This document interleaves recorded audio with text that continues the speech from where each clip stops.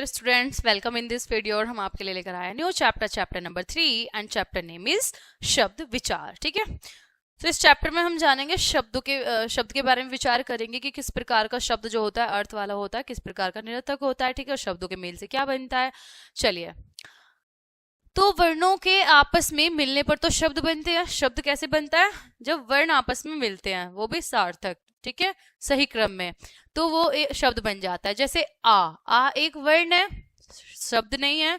जा, लेकिन जा क्या है? यहाँ दो वर्णों का मेल हो गया। इसमें किस किस का? जय प्लस आ का मेल हो गया, तो ये दो वर्ण है और वर्णों के मेल से शब्द बनता है। ठीक है, तो भारत है, भारत की हम छोटे छोटे ध्वनियों में इसको अभी अगर बांटें तो भ आ रे ए ते ए, भारत, इसमें 6 वर्णों का प्रयोग हुआ है। हिमालय में है, ई मैं आ ले ए ये ए, इसमें 8 वर्णों का प्रयोग हुआ है। ठीक है, तो इन्हीं वर्णों के मेल से क्या बनता है? शब्द बनता है। इस प्रकार शब्द की निम्नलिखित विशेषताएं होती हैं। मतलब जो यहाँ पर ये है, इसकी विशेषताएं हैं क्या? फर्स्ट है, शब्द वर्णों के सार्थक समूह से मिलकर बनते हैं। अब देखिए, जो वर्ण है ना, जो शब्द है, वो शब्द कब होगा, सार्थक कब होगा? अगर वर्णों का सही मेल होगा। अगर इन वर्णों का सही मेल नहीं होगा ना, सही क्रम में नहीं होंगे, ये जो हमने शब्द बोला है उसको ध्वनियों को हम सही क्रम में नहीं लगाएंगे, तो वह सही शब्द नहीं बनेगा। ठीक है, शब्दों का एक निश्चित अर्थ होता है। हर एक शब्द का अपना अर्थ होता है। भारत है जैसे देश का नाम है। प्रत्येक शब्द का अपना स्वतंत्र अस्तित्व होता है। हाँ जी, बिल्कुल। तो जो भी कोई शब्द है उसका अपना स्वतंत्र अस्तित्व होगा। मतलब भारत शब्द है तो उसका अपने आप में इसका स्वतंत्र अर्थ है। ठीक है, ये वाक्य में प्रयुक्त होकर हमारे विचारों को प्रकट करते हैं। जब हम वाक्य में इनको कुछ शब्दों का प्रयोग करते हैं तो हमारे जो विचार हैं उसको बताते हैं, उसको व्यक्त करते हैं। वाक्य में प्रयुक्त होकर ये निश्चित कार्य करते हैं। ठीक है, जब वाक्य में हम इन शब्दों का प्रयोग करते हैं तो अपना ये कार्य करेंगे। ठीक है, तो जिसके आधार पर इन्हें संज्ञा, सर्वनाम, क्रिया, विशेषण आदि जो शब्द के भेद हैं, ठीक है, इन भेदों में बांटा गया है। इसकी परिभाषा, वर्णों का ऐसा समूह जिसका एक निश्चित अर्थ होता है शब्द कहलाता। तो शब्द क्या है? वर्णों का सार्थक समूह शब्द है। ठीक है, तो प्रत्येक स्वतंत्र सार्थक वर्ण समूह शब्द कहलाता है। पर जब उस शब्द का प्रयोग वाक्य में होता है तो वह शब्द व्याकरण के नियमों, क्या, कारक, लिंग, वचन आदि से बन जाता है। ठीक है, और उसके स्वरूप में परिवर्तन आ जाता है।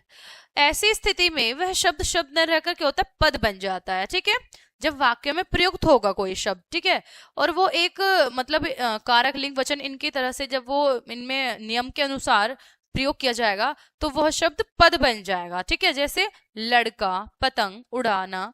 ठीक है, ये 3 शब्द हैं यहाँ पर।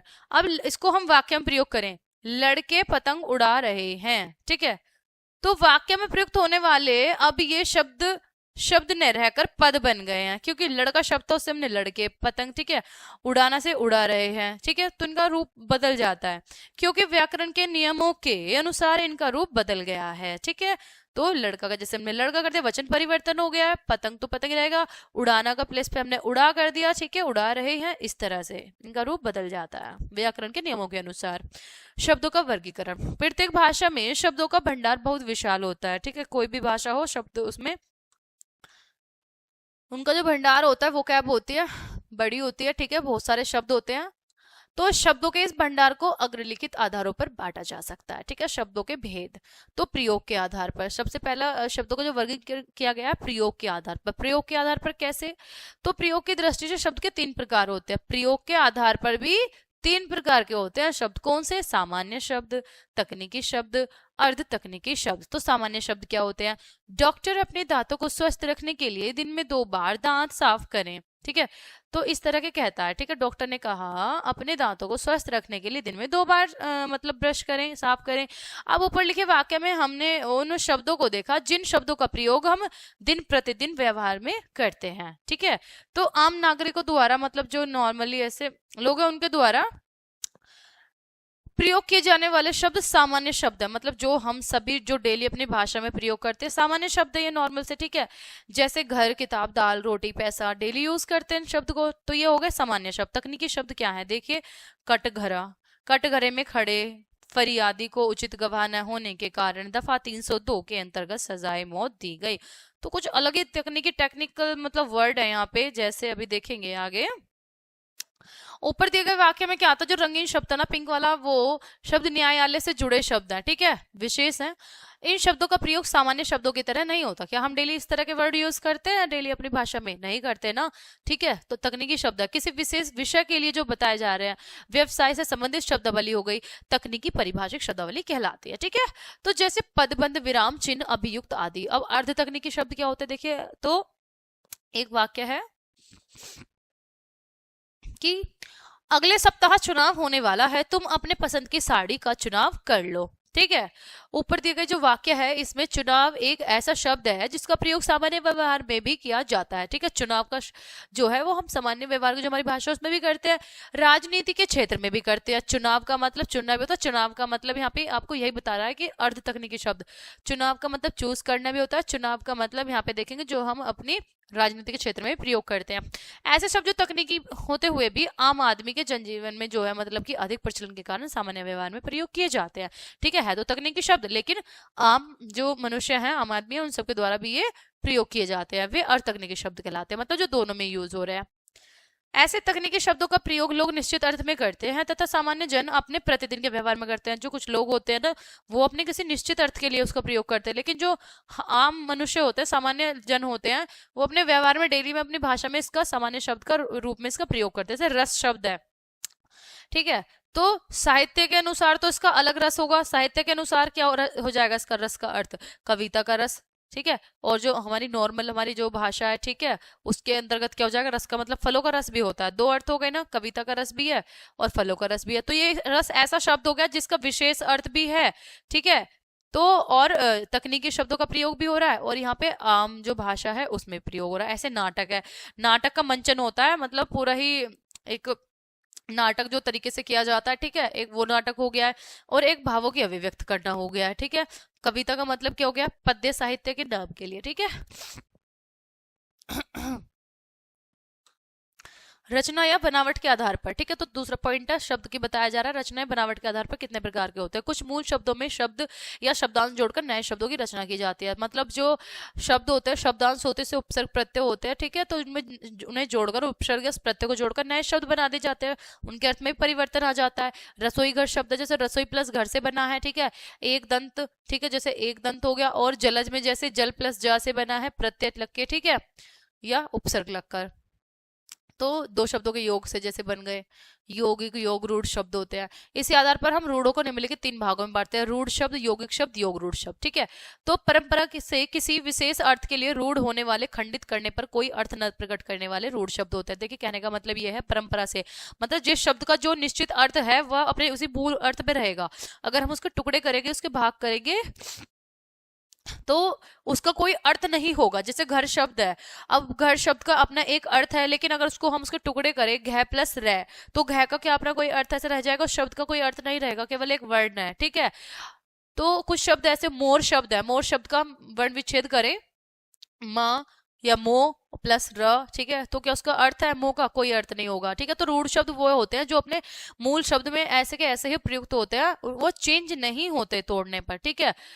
तो यौगिक शब्द क्या होते हैं? दो या दो से अधिक शब्दों या शब्दांशों के योग से, शब्दांश मतलब उपसर्ग या प्रत्यय, उनके योग से बनने वाले को खंडित करने पर जो पृथक पृथक मतलब जो अलग अलग अर्थ देने वाले होते हैं, यौगिक शब्द कहलाते हैं। मतलब ये वो शब्द होते हैं दो शब्दों के योग से बनते हैं। अगर हम इनको अलग करें तो दोनों शब्दों का अपना कोई ना कोई अर्थ जरूर होगा। जैसे रसोई घर शब्द है, तो अगर हम रसोई घर को अलग अलग करें, रसोई प्लस घर, तो रसोई का अपना अर्थ होता है जहां पे खाना बनाया जाता है, वो रसोई हो गई, ठीक है। घर मतलब घर हो गया, तो दोनों का अपना अलग अलग अर्थ है। रसोई का अलग है, घर का अलग है, जहां पे हम सभी एक साथ रहते हैं, ठीक है। तो रसोई और घर को जब हम एक साथ जोड़ देंगे तो रसोई घर से मतलब क्या बन जाएगा? यहाँ पे जहां पे खाना पकाया जाता है वो स्थान, ठीक है। तो शब्द से शब्द को, इन दोनों का ही अपना मीनिंग है। तो यौगिक शब्द है, इनको तोड़ने पर भी इनका अर्थ रहता है अलग अलग, और एक साथ उनको जोड़ देने पर, योग कर देने पर एक नया अर्थ ले लेता है, ठीक है। योग रूढ़ शब्द क्या होते हैं देखिए, तो योग रूढ़ यौगिक भी होते हैं, रूढ़ भी होते हैं जो, ठीक है, जैसे इसके शब्द से ही पता चल रहा है।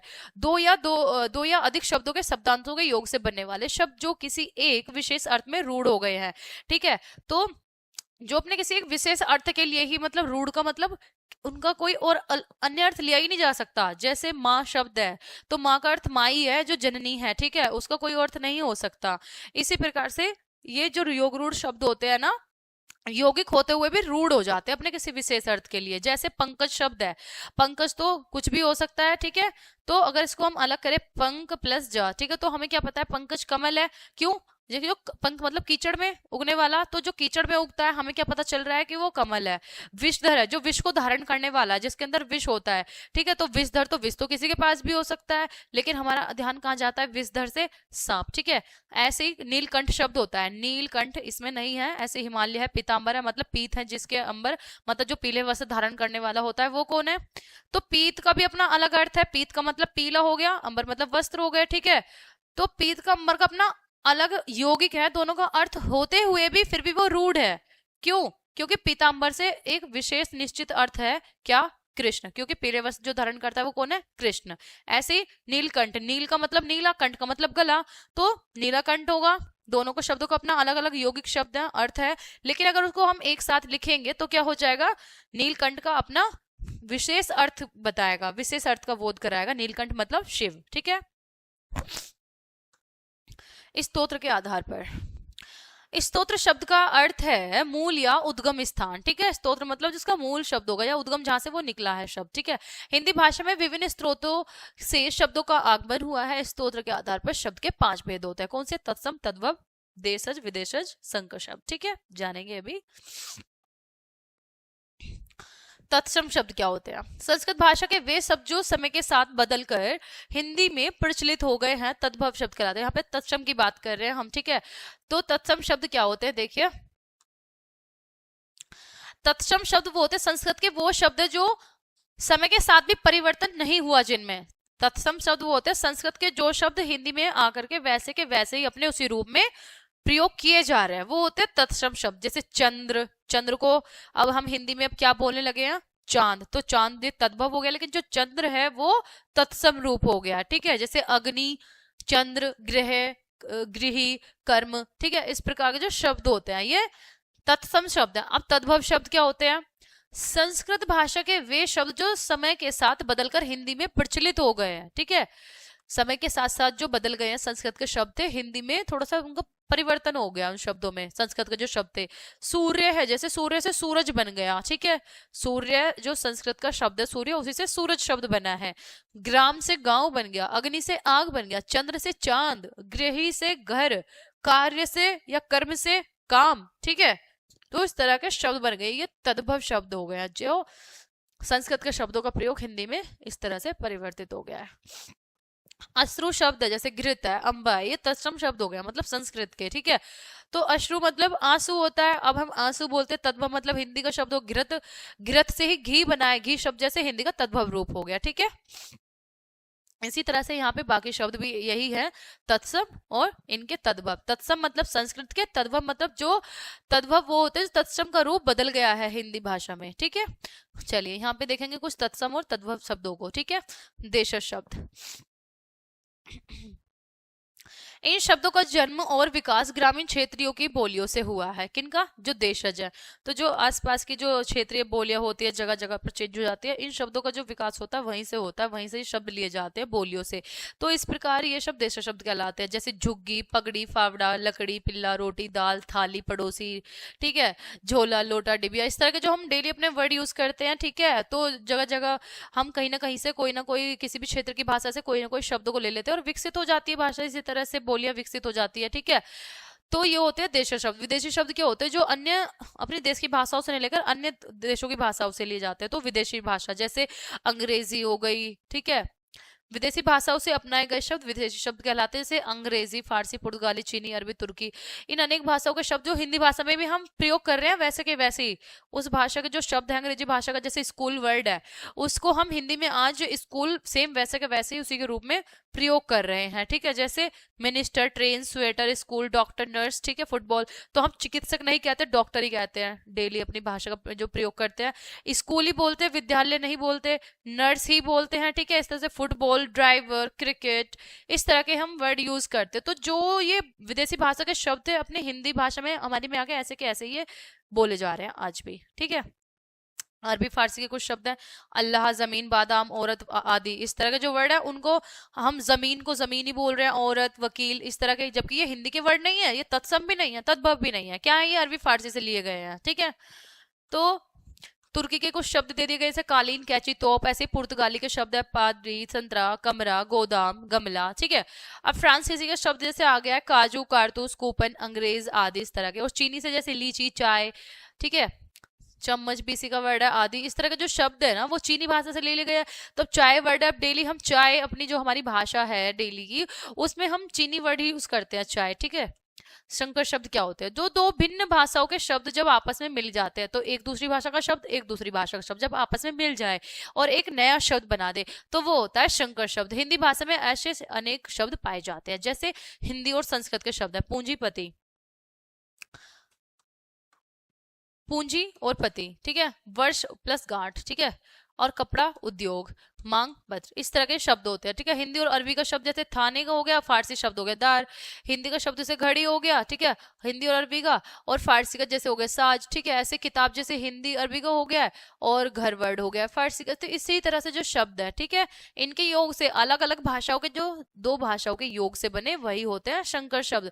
ठीक है, जैसे रेल और यात्री, रेल अंग्रेजी का शब्द हो गया, यात्री हिंदी का शब्द हो गया, इस तरह से। ठीक है, व्याकरणिक प्रकार के आधार पर, ठीक है, जो व्याकरणिक है उसके आधार पर यहाँ पे शब्दों के भेद देखेंगे। व्याकरणिक प्रकार के आधार पर शब्द दो प्रकार के होते हैं, विकारी शब्द, अविकारी शब्द। अब विकारी शब्द क्या होते हैं, जो शब्द लिंग, वचन, कारक, काल के प्रभाव से अपना रूप बदल देते हैं, वो विकारी शब्द होते हैं। ठीक है, जो जिनका वाक्य में आने पर रूप बदल जाए, ठीक है, वो विकारी शब्द होते हैं। कैसे, या तो लिंग भेद से, या वचन से, या कारक से, या काल से। ठीक है, जैसे पुल्लिंग वाक्य है तो स्त्रीलिंग बन जाए, या फिर वचन एक वचन है तो बहुवचन हो जाए। ठीक है, इस तरह से, तो वो विकारी शब्द होते हैं। संज्ञा जैसे बच्चा है, एक आ रहा है, ठीक है, तो वहां पे चेंज हो जाए, बच्चे का बहुवचन में आ जाए, बच्चे, बच्चों, या बच्ची, या वहां पे लिंग चेंज हो जाए। ठीक है, विशेषण मतलब जैसे अच्छा, अच्छी, अच्छे, या अच्छाई। सर्वनाम जैसे मैं के प्लेस पे कहीं मैंने आ गया, मुझे आ गया, वह, उसे, इसी तरह से वाक्य में चेंज हो जाता है, परिवर्तन होता रहता है। ठीक है, तो ये होता है विकारी शब्द। अविकारी शब्द क्या होता है, जिनमें लिंग, वचन, कारक के काल के किसी का प्रभाव नहीं पड़ता, जिन शब्दों पे जैसे हैं वह अपने उसी रूप में प्रयोग किए जाते हैं, वो होते हैं अविकारी शब्द। ठीक है, जिनमें परिवर्तन ना हो। जैसे क्रिया विशेषण शब्द होते हैं, अचानक। अब अचानक शब्द है, वाक्य में वो जैसे आ रहा है हम उसको वैसे ही लिखेंगे, उसमें कोई परिवर्तन नहीं हुआ। धीरे धीरे है, तो धीरे धीरे का यहाँ पे कोई, चाहे वाक्य वो स्त्रीलिंग के लिए हो या पुल्लिंग के लिए हो, या वचन में कितने ही वचन की बात की जा रही हो, या कोई भी कारक हो, धीरे धीरे ये वर्ड ऐसे का ऐसा ही प्रयोग किया जाएगा, कोई चेंज नहीं होगा। ठीक है, तो अविकारी शब्द वही होते हैं जिसमें कोई चेंज ना हो। संबंध बोधक जैसे के, ऊपर के, पीछे के, खातिर। समुच्चय बोधक हो गए, अथवा, परंतु, अपितु, ताकि, इसलिए। ठीक है, ये कुछ ऐसे शब्द होते हैं इनका वाक्य में जैसा है ना वैसे का वैसे प्रयोग किया जाता है। ठीक है, चेंज नहीं होता। जैसे यहाँ पे बच्चा शब्द था, बच्चे से बच्चे बन गया। ठीक है, बच्चा खेल रहा है या बच्चे खेल रहे हैं, वाक्य के अनुसार। ठीक है, तो चेंज हो गया शब्द, बच्चा शब्द। अब विस्मयादि बोधक जैसे शाबाश, वाह, छी, हे भगवान आदि, जो इस तरह के शब्द होते हैं, वाक्य चाहे किसी प्रकार का भी हो, वहां पे ये शब्द बदलते नहीं है, जैसे है वैसे ही प्रयोग किए जाते हैं। ठीक है, इस चैप्टर की कुछ मुख्य बातें। प्रयोग की दृष्टि से शब्द तीन प्रकार के होते हैं। ठीक है, प्रयोग की दृष्टि से कौन से होते हैं, तो सामान्य शब्द होते हैं।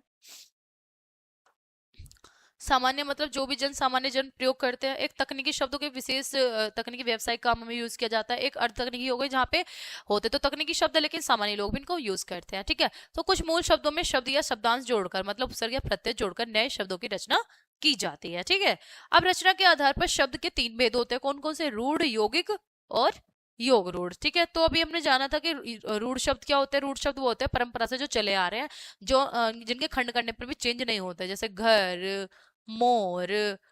ठीक है, तो इसके कितने भी टुकड़े करते हैं इसका फिर कोई मीनिंग नहीं रह जाएगा। यौगिक शब्द होते हैं दो शब्दों के योग से बनते हैं, जैसे रसोई प्लस घर। ठीक है, तो इसका भी अपना मीनिंग है, इसका भी अपना मीनिंग है। जब दोनों को एक साथ हो गए, रसोई घर किसी एक विशेष अर्थ के लिए जाना जा रहा है। योग रूढ़ शब्द यौगिक होते हुए भी जो रूढ़ हो, किसी एक विशेष निश्चित अर्थ के लिए ही प्रयोग की तरफ बोध कराते हो। वर्णों का ऐसा समूह जिसका एक निश्चित अर्थ होता है। ठीक है, वर्णों का कैसा समूह जिसका एक कोई निश्चित अर्थ हो, वही शब्द कहलाएगा। इस स्तोत्र के आधार पर शब्द पांच प्रकार के होते हैं। कौन से, तत्सम, तद्भव, देशज, विदेशी और संकर शब्द होते हैं। ठीक है, तत्सम संस्कृत के शब्द हो गए, जो ऐसे वैसे प्रयोग किया जा रहा है। तद्भव जो संस्कृत के शब्द थे हिंदी में आकर थोड़ा चेंज हो गया, देशज जो अपने देश की आसपास की जो क्षेत्रीय भाषा उससे ले ली जाते हैं, विदेशी जो विदेशी भाषाओं से आ गए हैं, संकर शब्द जो दो भाषाओं के मेल से बनते हैं। व्याकरण प्रकार के आधार पर शब्द दो प्रकार के होते हैं। कौन से? विकारी शब्द, अविकारी। विकारी क्या होते हैं? जो संज्ञा या लिंग वचन के कारण चेंज हो जाते हैं शब्द, ठीक है। और अविकारी शब्द जो कभी चेंज होते ही नहीं, ठीक है, जिन पर किसी का प्रभाव नहीं पड़ता। ये चैप्टर हो जाता है आपका यहीं पर कंप्लीट। मिलते हैं नेक्स्ट वीडियो में, तब तक के लिए बाय बाय।